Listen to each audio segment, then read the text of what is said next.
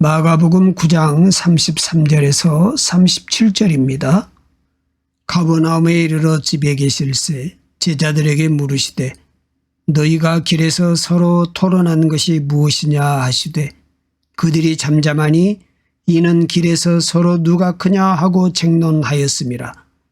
예수께서 앉으사 12 제자를 불러서 이르시되 누구든지 첫째가 되고자 하면 뭇 사람의 끝이 되며 뭇 사람을 섬기는 자가 되어야 하리라 하시고 어린아이 하나를 데려다가 그들 가운데 세우시고 안으시며 제자들에게 이르시되 누구든지 내 이름으로 이런 어린아이 하나를 영접하면 곧 나를 영접함이요 누구든지 나를 영접하면 나를 영접함이 아니요 나를 보내신 이를 영접함이니라.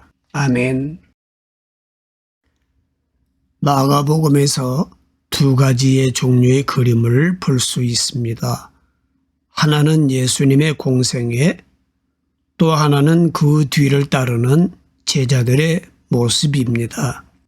그런데 자세히 보면 제자들이 예수님과 동행하는 것 같지만 사실 동상이몽입니다. 제자들은 예수님의 생각과 전혀 다른 길을 걸어가고 있습니다. 마가는 여전히 미숙하고 문제가 있는 제자들의 모습을 클로즈업합니다. 본문은 길 위를 걸어가면서 제자들이 나눈 이야기를 다루고 있지요. 길을 걸어가면서 무슨 이야기를 했을까? 예수님 제자들 정도 수준이라면 하나님 나라이던가 제자도와 같은 수준 있는 이야기를 나눠야 할 것 같은데 오늘 제자들의 나눈 대화는 참 유치합니다. 길 위에서 나눈 대화의 주제가 무엇입니까? 누가 크냐? 그거였어요. 예수님을 거의 3년 동안 따라다닌 제자들의 대화 주제로는 수준이 너무 떨어지는 것 같지 않아요? 이 대화가 있기 전 무슨 일이 일어났습니까? 변화산 사건이 있었지요. 정말 황홀하고 영광스러운 장면을 경험한 것입니다. 또 산 아래에서는 어떤 일이 있었나요? 예수님이 귀신을 쫓아낸 큰 역사가 일어났습니다. 자, 이런 것을 보았으면 최소한의 변화가 일어났어야 할 텐데 제자들은 전혀 변화가 없었습니다. 변화산 사건 이후 우리 중 누가 더 크냐? 이런 대화를 나누는 모습이 제자들의 현주소입니다. 그렇다면 제자들 중에 누가 이런 논쟁을 처음 벌였을까요? 본문에서는 언급이 없지요. 아마 추측해 본다면 예수님의 측근에서 활동한 제자일 가능성이 큽니다. 측근은 변화산에 따라 올라갔던 베드로와 야고보, 요한일 것입니다. 세 제자는 우리가 애제자야. 우리가 예수님을 따라가지 못한 9 제자보다는 낫다라면서 변화산에 오른 것을 특권으로 생각했을 수도 있습니다. 우리 중 누가 더 실세인가? 이 질문을 세상의 관점으로 본다면 일종의 권력투쟁이지요. 누가 크냐? 이것은 일생에 떠나지 않는 주제이기도 합니다.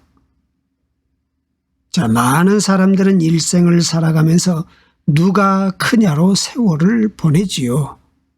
직장에 가면 수없는 서열이 정해져 있잖아요. 전임 연차를 따지고 직급을 따집니다. 권력 전쟁은 사회, 정치, 세계 안에서 매일 벌어지고 있습니다. 어디에서나 서열을 따지지요.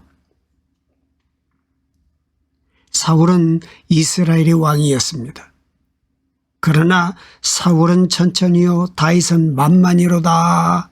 백성들의 노랫소리가 심기를 거스리게 했습니다.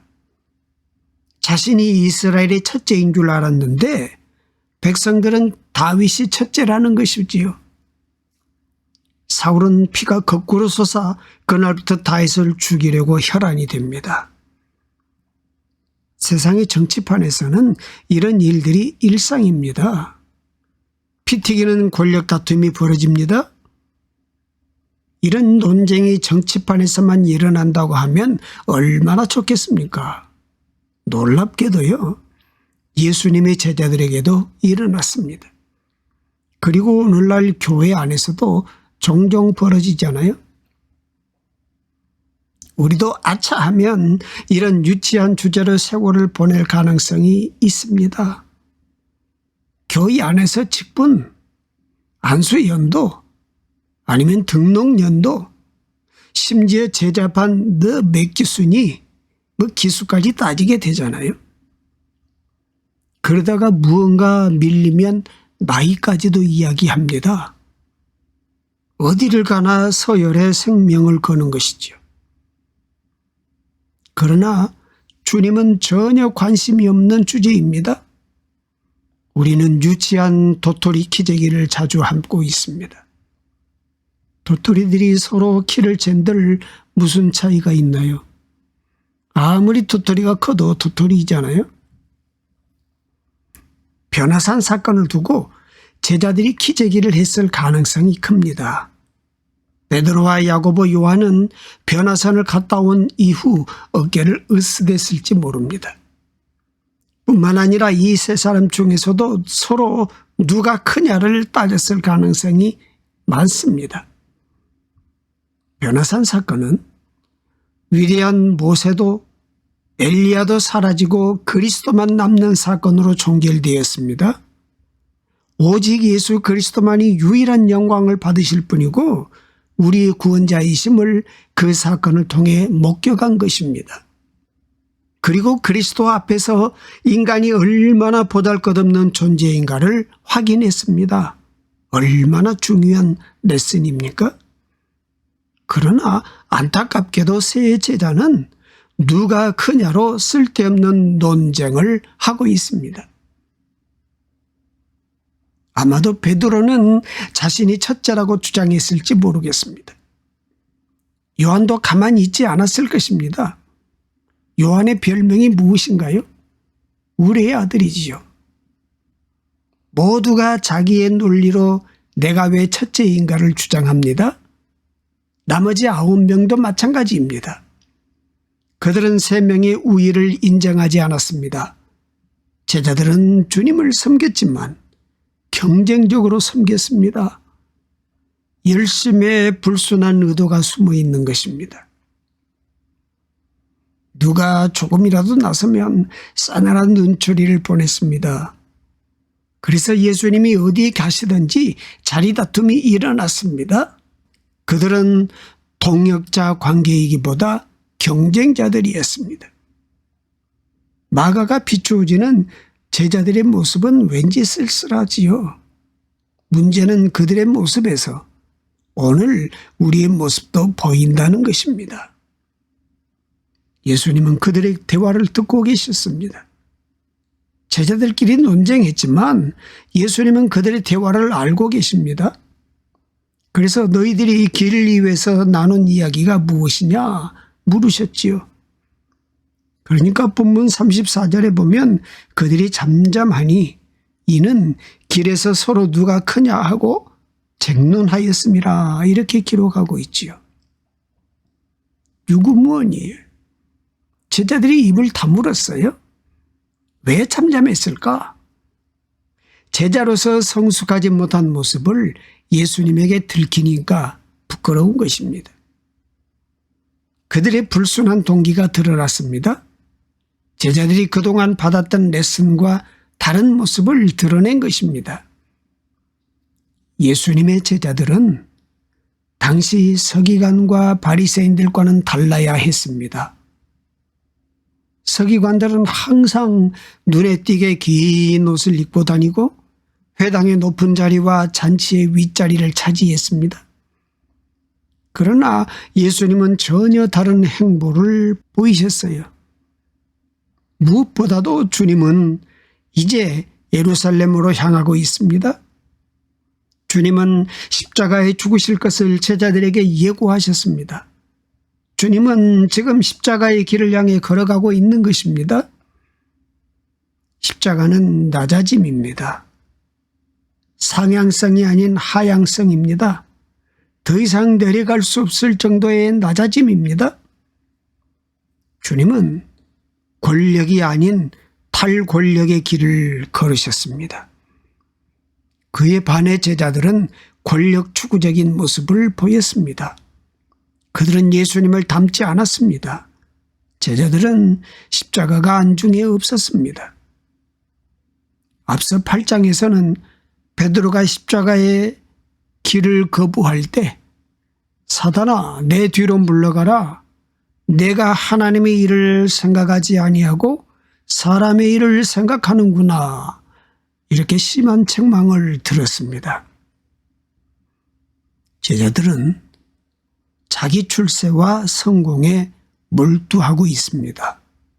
자신의 신변, 세속적인 야망을 품고 예수님을 따르고 있습니다. 하나님 나라와는 거리가 먼 모습이지요. 사랑하는 여러분, 혹시 우리의 신앙생활도 이와 비슷하지 않을까요? 우리의 관심은 어디에 있습니까? 대부분 교회 안에서 일어나는 문제들은 자존심 싸움입니다. 그리스도가 핵심적인 주제가 아니지요. 개인 신상의 문제로 힘들어합니다. 어떤 일에 내 이름이 내 서열이 뒤틀려 있으면 힘들어하지요. 그래서 교회마다 임직을 위한 투표 기간이 되면 몸살을 앓습니다. 직분을 계급으로 여기는 문화가 우리 안에 팽배해 있습니다. 교회 직분을 출세의 개념으로 이해하기 때문에 높아지고자 하는 욕망을 숨김없이 표출합니다. 직분을 선출할 때는 십자가가 보이지 않은 것입니다. 예수님은 무엇이라고 말씀하시나요? 본문 35절에 예수께서 앉으사 12 제자를 불러서 이르시되 누구든지 첫째가 되고자 하면 뭇 사람의 끝이 되며 뭇 사람을 섬기는 자가 되어야 하리라. 이렇게 말씀하시죠.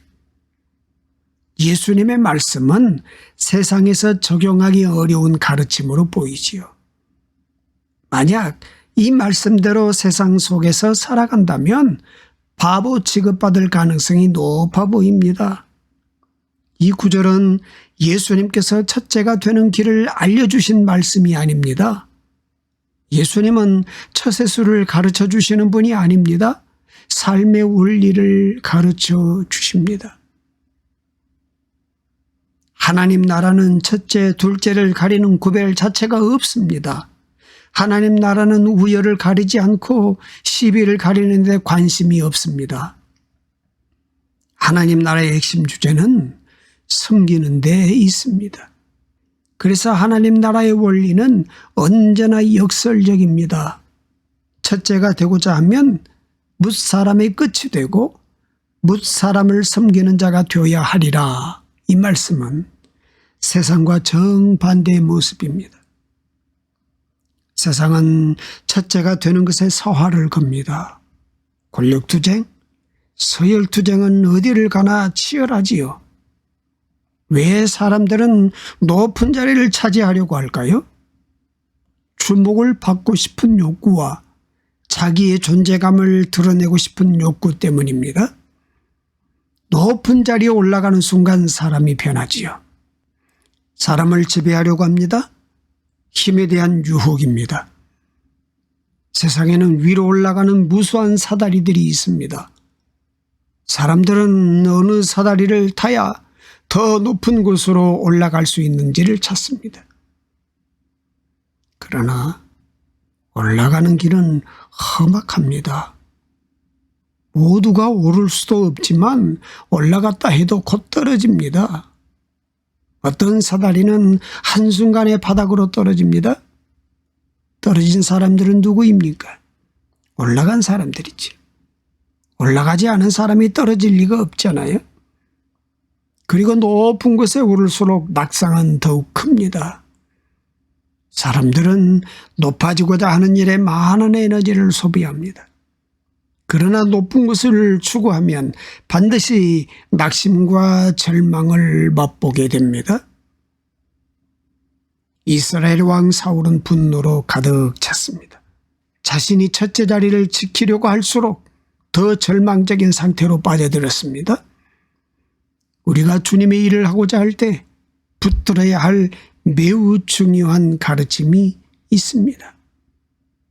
주님은 첫째가 되고자 한다면 무사람의 끝이 되어야 한다라고 말씀하시지요. 여기에서 첫째가 되고자 하면 이 첫째란 어떤 것일까요? 지금 힘들어도 열심히 충성하면 언젠가 첫째의 자리로 세워진다는 말이 아닙니다. 주님이 말씀하시는 첫째는 세상의 첫째의 의미와 다릅니다. 주님께서 말씀하시는 첫째는 종이 되는 것입니다. 사실 세상에서 아무리 대단한 자리에 앉았다 해도 주님 앞에서는 아무것도 아닙니다. 중요한 것은 주님의 인정이지요. 하나님의 왕국을 위해 철저히 종으로 사는 것, 이것이 최상입니다. 종으로 살아갈 때 주님이 인정하십니다. 그리스도는 친히 종의 모습으로 세상에 오셨습니다. 마가복음에서 마가는 계속 그리스도의 종됨을 강조하고 있잖아요. 그렇다면 예수를 따르는 우리는 어때야 할까요?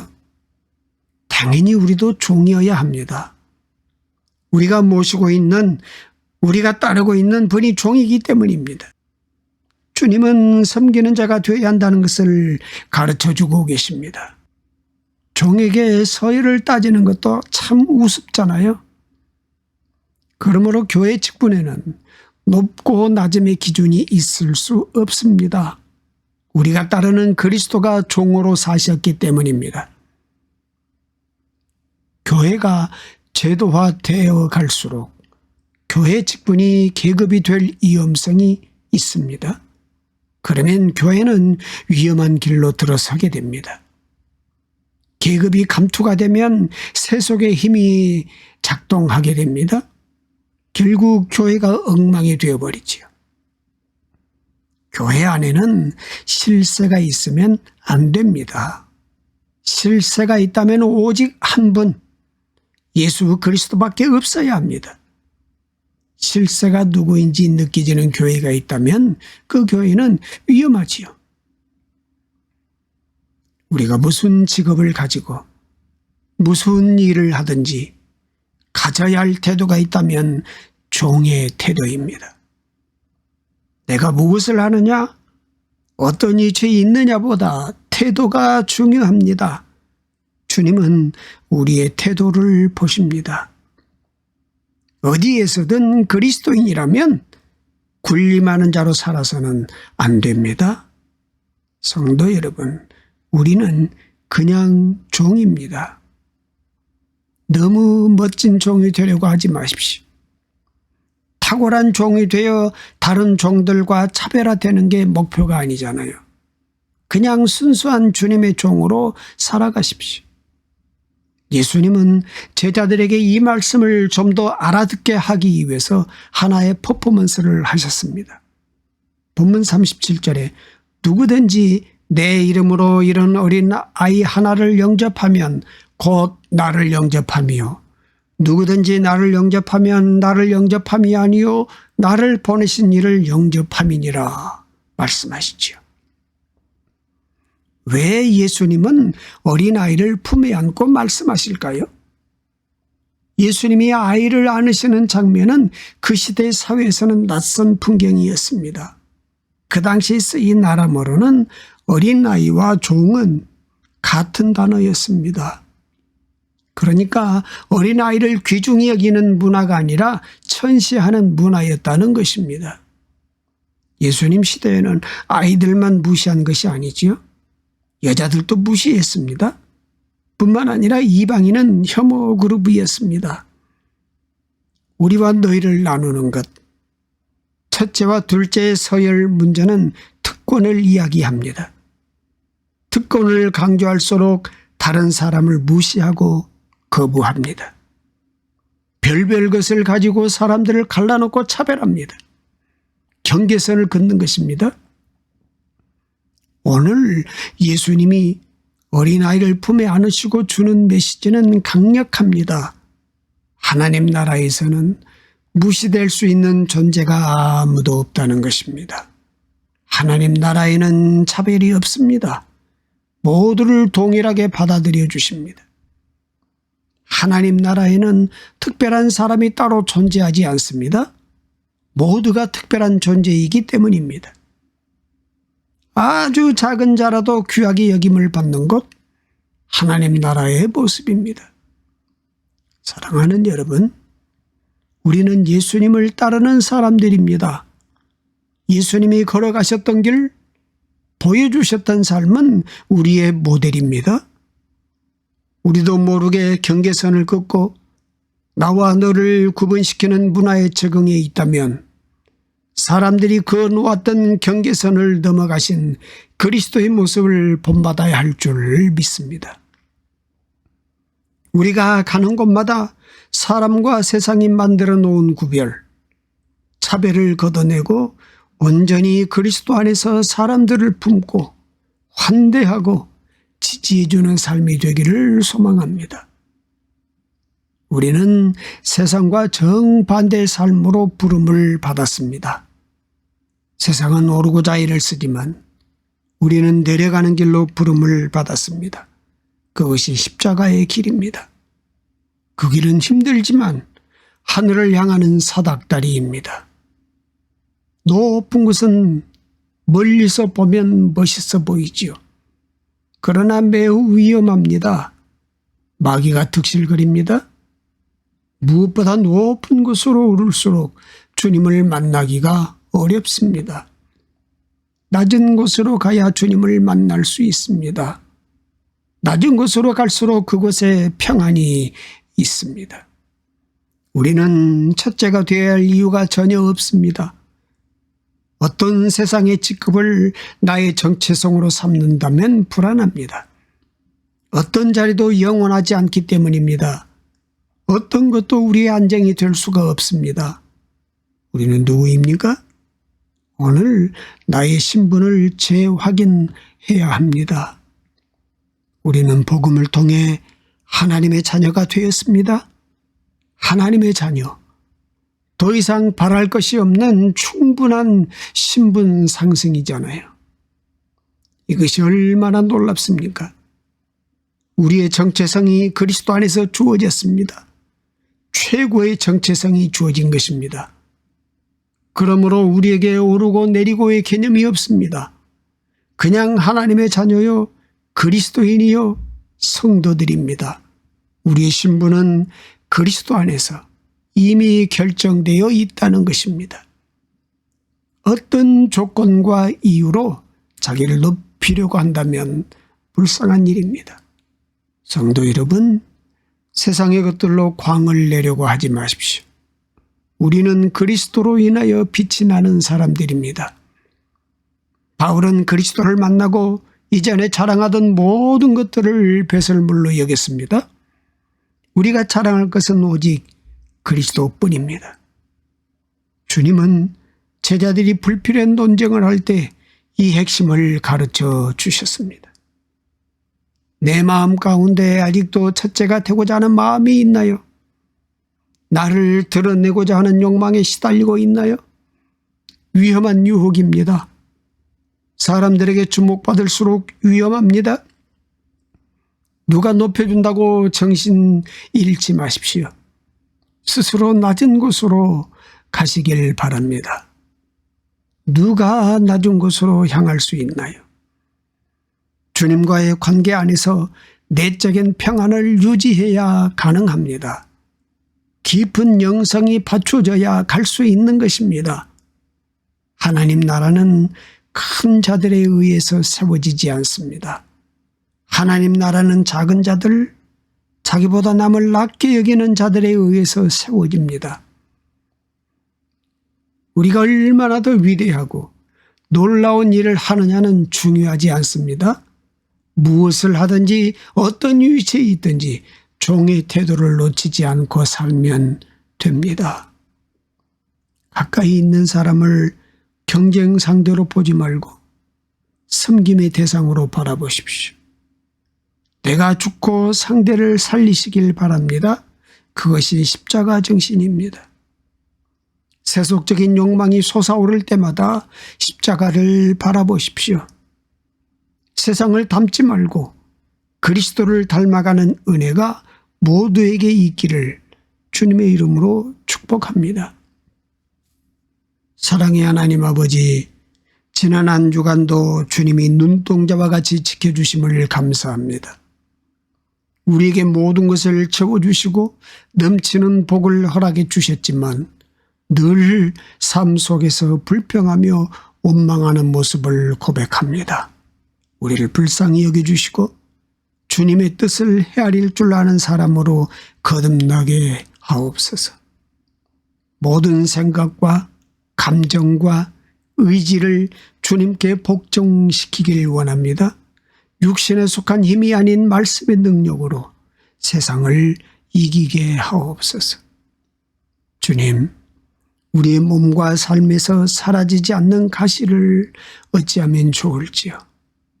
순간순간 높아지려 하는 우리를 낮추시는 은혜의 버튼이라 여기며 감사함으로 그 가시를 받아들이게 하옵소서. 주님 은혜가 족함을 고백하오니 주님 능력이 우리의 약함을 통해 온전히 드러나게 하옵소서. 은혜와 긍휼이 풍성하신 하나님께서 강팍한 우리의 마음을 녹여주시고 하나님의 뜻을 밝히 알 수 있는 영적인 지각력을 우리에게 허락하옵소서. 아버지 하나님, 삶의 많은 영역이 관계 속에 이루어지는 것을 깨닫습니다. 우리가 머무는 그 자리에 샬롬이 있게 하옵소서. 예수님의 이름으로 기도드립니다. 아멘.